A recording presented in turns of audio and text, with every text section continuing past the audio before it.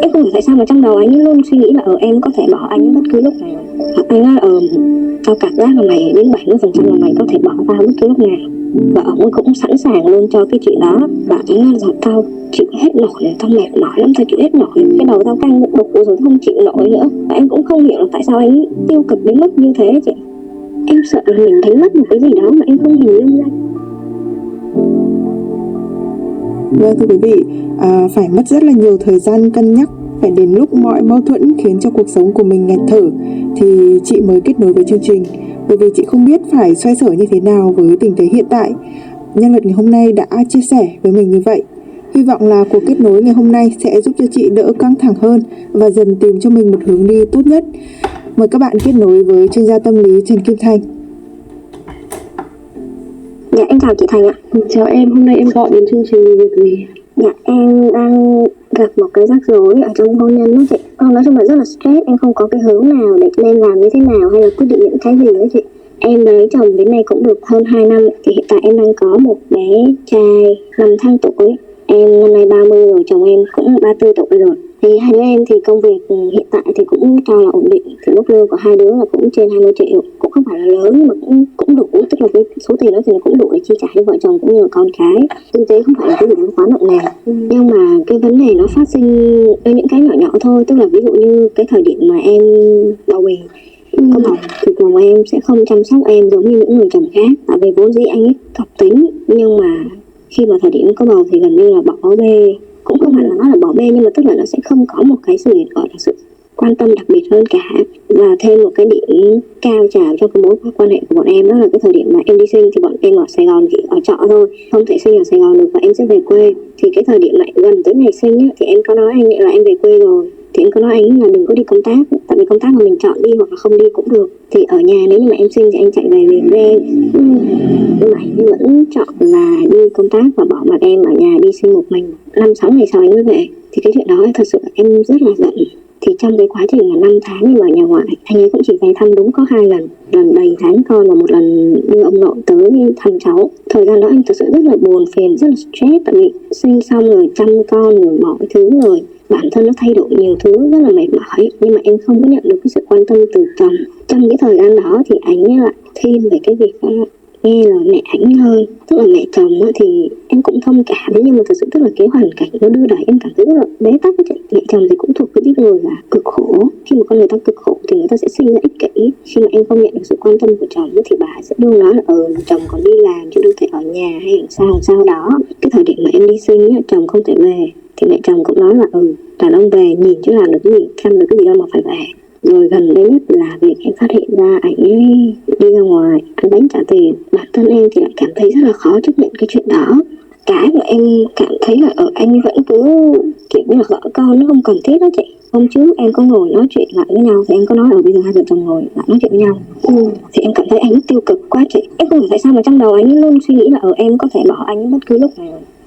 Anh nói tao cảm giác là mày đến 70% là mày có thể bỏ tao bất cứ lúc nào. Thì em cũng không hiểu cái chuyện đó. Rồi cộng thêm là khi mà ngồi nói chuyện với nhau thì em biết là thời gian qua thì đau đớn và cực khổ xa xôi như thế. Mỗi lần gọi điện nói chuyện là cãi nhau, mỗi lần gọi điện nói chuyện là cãi nhau. Là em cũng hạn chế nói chuyện với chồng luôn. Tại vì em thấy cứ nói chuyện là cãi nhau thôi, mệt quá, thôi làm gì làm đi, từ nhà tôi chăm con, tôi tập trung vào em bé làm. Nhưng mà thì khi mà ngưng liên lạc như thế thì cái hiểu lầm càng ngày nó càng nhiều.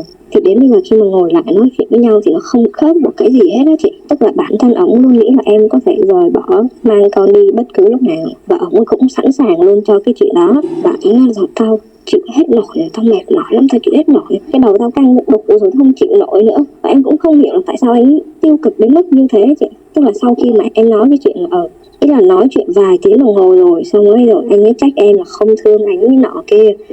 Thì em có nói là anh phải hiểu là suốt cái thời gian em nằm ở nhà sinh con xong đau đớn mệt mỏi, đau nhức đủ thứ hết, đau vết thương đủ thứ hết. Em không thể nào mà suy nghĩ được là anh ở ngoài đi làm cực khổ như thế nào. Em không có tâm trí đâu để mà quan tâm đến những cái chuyện đó của anh được. Thì anh ấy bật khóc. Thay vì anh ấy hiểu ra được cái tình huống của hai vợ chồng thì anh ấy lại càng tiêu cực hơn. Thì anh ấy nói thì anh nói rồi tao không chịu nổi, mày biết tao cực khổ hả? Tức là cái con người này nó có một cái điểm thế này là chị. Thì chị thấy cái mức thu nhập của bọn em cũng không phải là quá khó khăn. Nhưng ví dụ như là sinh nhật này hay là những cái ngày lễ bình thường đó chị, không bao giờ tặng quà hay không bao giờ có một bất kỳ một cái gì cả. Thì em có cảm nhận về vấn đề đó. Ban đầu thì em cũng có nói nhỏ nhẹ, cho đến nói giận dỗi hay gì đó thì em vẫn không mà không. Ủa, tao phải tặng quà cho mày mới được hả? Nhưng mà hiện tại em đang rằng xé giữa việc là mình có nên tiếp tục cuộc hôn nhân này không, hay là mình lại. Em rất là sợ, kiểu như là bây giờ con mình ấy, ít nhất thì nó cũng đang có cha có mẹ, có nội có ngoại. Bây giờ nếu như mà mình buông ra thì nó có phải là lựa chọn tốt hay không? Em cảm thấy một điều nữa đó là bây giờ nếu như mình cứ tập trung vào cái người đàn ông này, họ có thể đúng, họ có thể sai, nhưng mà em hình dung là có lẽ là vấn đề cũng ở em nữa. Em phải sống bằng một cách nào đó mà cái việc mà họ đúng, họ sai, họ tốt hay họ xấu nó không phải là ảnh hưởng quá nhiều đến cuộc đời của mình chị. Nhưng mà em không tìm ra giải pháp làm thế nào để giải quyết cái vấn đề này. Vợ chồng em toàn xưng tao mày với nhau à? Cái thời gian đầu thì không chị, sau vài lần cãi vã thì bắt đầu anh ấy xưng mày tao vậy thôi. Em có nói nhưng mà không được bao lâu hết đó chị. Tức là khi mà cãi nhau căng thẳng thì em cũng có mày tao lại luôn. Vậy thì là cái hành vi đấy của em mới là cái thứ khẳng định là em chấp nhận cái chuyện đó. Còn lời em nói không giá trị gì nhiều. Rõ ràng em đã xưng mày tao với họ thì họ đương nhiên là thấy là hai bên đều đang chấp nhận cái đối xử hô đó rồi, phải không? Vậy là em muốn người ta không mày tao với em thì em đừng bao giờ mày tao với người ta. Ngay là khi mà em bực lên hoặc là họ bực lên em cũng kệ, đừng bao giờ mày tao, mình phải giữ được cái điều đó. Mình muốn xây dựng một cái tiêu chuẩn thì bản thân mình phải là cái tiêu chuẩn đó, mình sống với cái tiêu chuẩn đó trước tiên chứ không yêu cầu người khác được ngay từ đầu ha. Vì ở đây việc của em nó rất liên quan đến nhiều cái tiêu chuẩn trong cuộc sống, hai bên nó khác nhau này, phải không nào? Cho chị hỏi anh ấy là con thứ mấy trong gia đình? Con cả chị, nhà chỉ có hai anh em thôi. Sau là em gái phải không? Dạ. Mẹ anh ấy với bố anh ấy là sống với nhau bao nhiêu lâu? Còn sống không hay đã ly hôn hay thế nào? Còn sống nhưng mà gần như là ly thân lâu rồi chị. Anh ấy có một cái tuổi thơ rất là cơ cực chị. Và nhiều khi em cảm thấy giống như là anh bị ám ảnh cái cơ cực của tuổi thơ ấy chị. Hồi nhỏ thì ba anh đánh mẹ anh rất là nhiều lần. Bản thân anh cũng bị đánh nhiều. Theo như em cảm nhận và quan sát và nghe được thì em cảm nhận từ anh là cái địa điểm cực khổ của anh là cái thời điểm mà anh học hết lớp 9. Và con bị đi chặn giáo dưỡng 2 năm. Thì cái thời điểm đó là anh phải nghỉ học. Nghỉ học và đi lơ xe theo mấy cậu lơ xe rồi làm việc khá là cực khổ để kiếm tiền nuôi lại ba. Trong cái thời gian đó xong ở nhà cũng có một số nợ nần sau đó thì rất là cực khổ, và sau đó thì được mọi người chỉ dẫn là nên quay lại đi học đi. Hết cái hạn đó ông ra thì anh ấy đi học lại, tự đi làm vừa đi học, tự kiếm tiền bươn trải mọi thứ, gần như là công việc gì cũng làm hết. Anh ấy luôn có một cái sợ bị chê cười á chị. Biết là cái mức sợ đó nó nhiều hơn người bình thường rất là nhiều, dẫn đến cái lối cư xử hàng ngày nó bị lệch đi so với em rất nhiều nữa. Anh ấy không nhận thức được là cái mối quan hệ nào nó thật sự cần thiết đó chị. Quay lại cái câu chuyện hôm trước em với anh ấy ngồi nói chuyện với nhau thì anh ấy lại kể ra tao rất là cực khổ thế nọ thế kia. Cảm giác như anh đang đánh đồng cái việc mà anh ấy cực khổ vì gia đình anh ấy lên cái cuộc hôn nhân này á chị. Thêm một cái nữa, bản thân anh ấy cũng luôn tự ti với em, đó là em không hiểu tại sao lúc nào anh cũng hỏi em câu là ngày nào đó tao không làm ra tiền thì sao, tao mà đi luôn đúng không? Và trong khi đó hàng ngày em vẫn nói em là anh làm ít thôi, ví dụ như thêm 500.000 hay bớt 500.000 nó không phải là vấn đề, mà nó ảnh hưởng đến sức khỏe quá thì bớt đi cũng được. Tức là bản thân em là cái đứa mà sẽ không mong cầu cái chuyện mà quá giàu có hay gì đó, đủ ăn là được. Tức là bản thân em sẽ không phải là cái đứa mà mong cầu khao khát giàu sang, và em sẽ thiên vào cái vấn đề mà học hành nhiều hơn. Tức là ví dụ như đi làm về thì anh ấy sẽ chơi game hay làm gì đó em cũng không quan tâm, nhưng mà anh ấy vẫn làm việc nhà. Tức là em nấu cơm thì anh rửa chén, hoặc là anh ấy nấu cơm em rửa chén, chứ không mà ngược lại thì em khi mà xong xuôi thì công việc thì em sẽ học một cái gì đó hoặc là em đọc sách. Thì ban đầu thì em cũng khuyên anh ấy ở bớt chơi game lại này kia, nhưng mà anh ấy không chịu. Anh nói bây giờ cần giải trí, như vậy đi làm thì căng thẳng cần giải trí thì sau này em không nói nữa. Thực tế là em không nói nổi, em không nói nổi. Em chơi tới 1-2 giờ sáng. Cái con người này đi làm cả ngày căng thẳng rồi. Anh nghĩ là về anh chơi game giải trí, nhưng không phải. Cái điều đó nó càng làm cho cái não căng thẳng hơn nữa. Vô tình là nhiều khi chơi game thua hay sao đó bực dọc, nó làm cho cái tâm trí nó không có được thoải mái, nó không được có minh mẫn chị. Mà em không biết xử lý làm sao cả. Cộng thêm một cái nữa là lần gần đây khi mà em thấy cãi vã nhiều quá thì em cũng không muốn tập trung. Như em nói với chị là em muốn học một cái cách nào đó để quản lý bản thân mình. Tức là người ta có thể tốt hoặc xấu, đúng hoặc sai, nhưng mà em muốn bản thân mình không bị cuốn theo những cái đó. Thì thay vì dành thời gian cãi nhau với chồng thì em đăng ký học thêm này kia. Thì em dành thời gian cho việc học. Thì khi mà anh thấy em học như thế thì anh cũng lại quay sang tao biết mày học nhiều hơn tao, mày học cao hơn tao rồi, thì lại quay lại câu chuyện là mày có thể bỏ đi bất cứ lúc nào. Em lấy phải một người chồng mà anh ấy có quá nhiều cái tổn thương tuổi thơ. Đúng rồi. Nhưng mà em không biết phải giúp như thế nào hay là cải thiện như nào, tại vì thật lòng là em muốn giữ cuộc hôn nhân này chị. Vậy thì em đang chọn một cái thử thách lớn ha. Thì em nói chị em bị giằng xé, tức là nếu như mà em níu cái cuộc hôn nhân này thì cuộc đời em thảm quá. chưa chắc nó đã thảm nhưng mà nó chắc chắn là một thử thách lớn với em. Với một người mà thấu hiểu về tâm lý con người, có một cái lòng yêu thương con người một cách rộng lớn ấy, không bị điều kiện hóa, không bị giới hạn ấy, thì nó sẽ đỡ hơn chút xíu.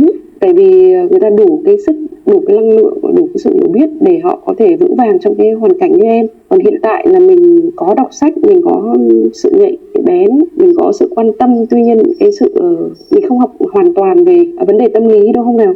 Dạ không ạ. Sự hiểu biết về tâm lý của mình nó chắc nó cũng ở mức độ vừa phải, nó chưa đủ mức độ gọi là thấu đạt như là những cái người chuyên về tâm lý hoặc là như những người họ đã tu tập để mà họ nhìn thấu được những cái thứ bản chất bên trong con người, và họ biết cái cách để mà không phản ứng, không phản hồi theo bản năng, mà họ sẽ chấp nhận được người khác một cách vô điều kiện, chứ họ không dùng cái tiêu chuẩn của mình để đánh giá, để soi xét. Bởi vì khi có những tiêu chuẩn đó nó sẽ gây ra cái sự so sánh, thì sự so sánh nó sẽ làm một là thấy mình đúng hơn, mình tốt hơn, thì mình sẽ tăng cái sự tự tôn, tự mãn của mình lên.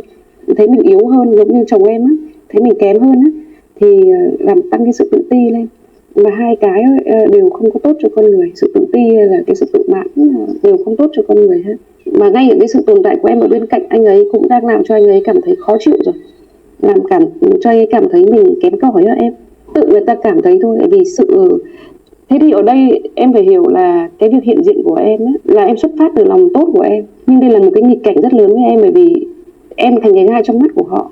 Những cái điều tốt của em nó đang không thắp sáng những cái hạt giống tốt trong họ, mà lại đang làm cho họ bị kích hoạt những cái năng lượng tiêu cực ở trong họ, sự đố kỵ, sự ghen ghét.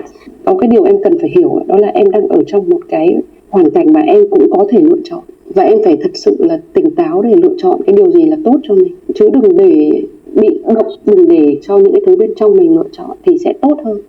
Dẫu là em chọn cái gì đi nữa thì em vẫn phải là người lựa chọn. Vì khi em lựa chọn em sẽ chịu trách nhiệm với cái lựa chọn của mình. Em sẽ không bao giờ than thở là tại sao đời tôi lại khổ như thế này, tại sao họ lại cư xử với tôi như vậy. Ví dụ trong trường hợp ví dụ là em chủ động chọn là sẽ tiếp tục cuộc hôn nhân này, thì sau này em có tiếp tục thấy người chồng em còn chơi game, còn đối xử thô lỗ với vợ, còn có những cái tổn thương khiến cho anh ấy có những cái vấn đề về tâm lý hay lo sợ, rồi cộc cằn, có những cái nghi ngờ, đa nghi, rồi không hết lòng với em ấy, thì em cũng không trách anh ấy là anh ấy tệ bạc. Em cũng không trách là anh ấy sống quá dở, thiếu trách nhiệm với gia đình nhá. Mà em biết rằng là em đã biết như thế từ trước rồi, nhưng vì tình thương với cái người này nên em ở lại, và em có thể sẵn sàng nhẫn lại để anh ta đi hết hành trình của anh ta.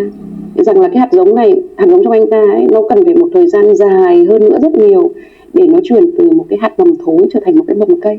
Thì đấy là tiến trình của anh ấy. Hai người cùng sống với nhau nhưng mỗi người đang đi một hành trình riêng, một tiến trình chuyển hóa riêng, không có giống nhau. Tâm lý cũng không có giống nhau, tính cách, giá trị không có giống nhau. Nhưng vì tình yêu thương em chọn ở lại đó, bên người đó, để cho người ấy biết là dù mình như thế nào đi nữa, mình vẫn được một người khác chấp nhận và yêu thương mình. Không phải bởi vì anh ta đủ xứng đáng để thương, ở đây là bởi vì tình thương của em là rất lớn, được không nào? Nhưng mà như thế có sai không chị? Chị chưa nói đúng sai, chị đang nói nếu em chọn thì em sẽ không than thở nữa, giống người ta như thế em cũng không có đau đớn nữa. Bởi vì em là người chọn nên là cái kết quả ra sao em sẽ phải chấp nhận nó. Em chủ động chấp nhận đó, bên trong em có cái sự chủ động đó, bởi vì em là người chọn. Thế trong trường hợp mà em mà chọn rời anh ấy đi, có thể là em sẽ không phải chứng kiến cái sự khó chịu, sự đố kỵ, sự hằn học ở chồng, ở mẹ chồng, ở em chồng nữa. Nó sẽ đỡ gây ra những cái thứ nó khó chịu cho em, đúng không? Những cái nghịch cảnh cho em. Nhưng nó sẽ có cái chuyện mới, đó là em phải tự nuôi con một mình. Và làm sao em giữ cái tình thương của em, cái sự bình an của em đủ lớn, cái sự hiểu biết của em đủ lớn để em không trở thành một cái người mẹ như mẹ anh ấy. Vì mình sống một mình khổ tâm, không có ai chia sẻ, nên là mình để những cái sự đau khổ đấy nó ào ra rồi đó. Tức là em không cố tình làm điều đó đâu, chỉ là em stress quá, hoặc em mệt mỏi quá, em vô thức, hoặc là đau đớn trong lòng nhiều quá thì vô thức nó ào ra thôi. Nó ào ra thì cái đứa con sẽ là đứa phải gánh chịu tất cả những cái đau khổ thay cho những cái người mà em làm em đau khổ. Không để những cái hận thù hoặc những cái giận dữ vì chuyện ly hôn nó làm ảnh hưởng đến đời sống của mình và con mình. Đừng để vô thức mình thốt ra những cái lời không hay về cái đối phương. Rồi đừng để những cái vất vả vì phải kiếm tiền một mình nuôi con nó làm cho mình cư xử cộc cằn thô lỗ với con mình. Thì tất cả những cái cộc cằn thô lỗ của chồng em đang có là từ cha mẹ họ thôi em ạ. Và họ chỉ đơn giản, họ chỉ là bản sao của những người khác đã đi qua cuộc đời họ. Bản thân mỗi chúng ta đều là hình bóng của cái người đã đi qua cuộc đời chúng ta, bao gồm cả sách, bao gồm cả người sống, bao gồm cả những người lạ ở ngoài đường. Thì mình chỉ cần nhìn qua nó đi vào vô thức của mình rồi, được không nào? Cái hình ảnh đó nó ảnh hưởng đến mình nhiều hơn mình tưởng. Thế thì ở đây khi em sống với một người như thế này á, thì cái việc ảnh hưởng của họ đến em và con em là rất lớn. Em phải hình dung được điều đó. Dạ.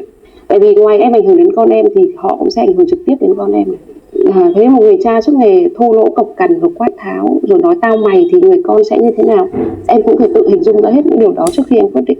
Họ sẽ làm tổn thương những người thân yêu nhất của mình đầu tiên, đó là vợ con họ. Thế nên trong tâm lý người ta có một lời khuyên là nếu mà bạn đang bị yếu ớt đấy, ví dụ như trường hợp của em là yếu ớt đấy, em biết tại sao không? Yếu ớt không phải là vì em là phụ nữ đâu, nhưng chị đã nói em thuộc dạng yếu ớt trong tâm lý bởi vì em vừa mới sinh con. Thì người vừa mới sinh con nó giống như con cua lột, yếu cả về thể xác lẫn tinh thần, nó rất nhiều lo lắng sợ hãi. Nó dựng cái lo lắng sợ hãi lên để dựng cái hàng rào phòng vệ, luôn luôn phải mở to mắt ra nhìn xung quanh xem có cái gì hại đến con họ không. Nên là rất nhiều sự nghi ngờ, sự sợ hãi.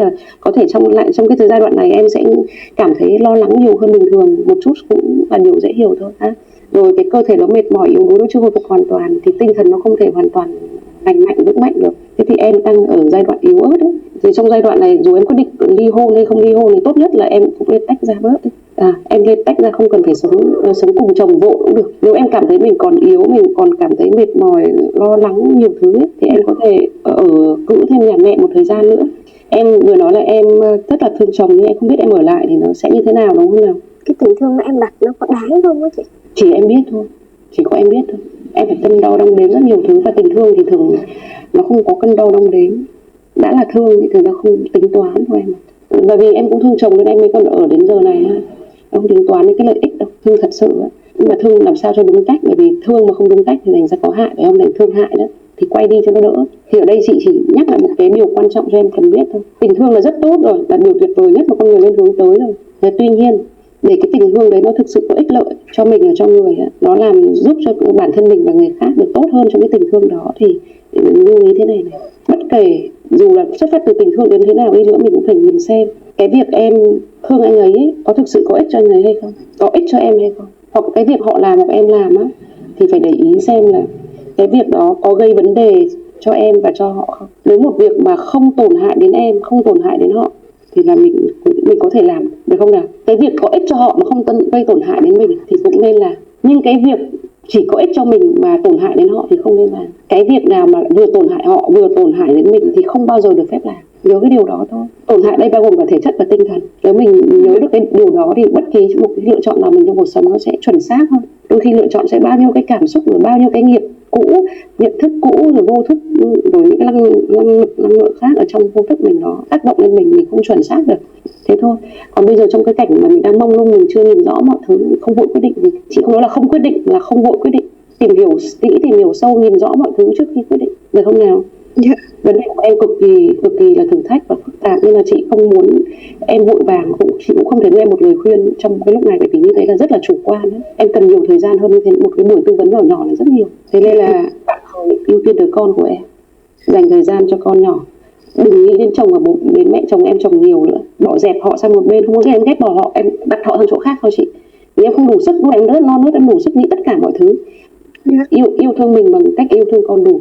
Khi em yêu thương con ấy, em cũng đang yêu thương chính mình luôn, và cho chồng em cơ hội được yêu thương chăm sóc đứa nhỏ đó, để anh ấy cũng bắt đầu vun bồi cái tình yêu thương trong anh ấy lên. Còn sau này quyết định nào thì cứ để nhìn rõ rồi quyết định cũng được. Qua cái giai đoạn này đi đã, giai đoạn non nớt này qua đi đã nhá.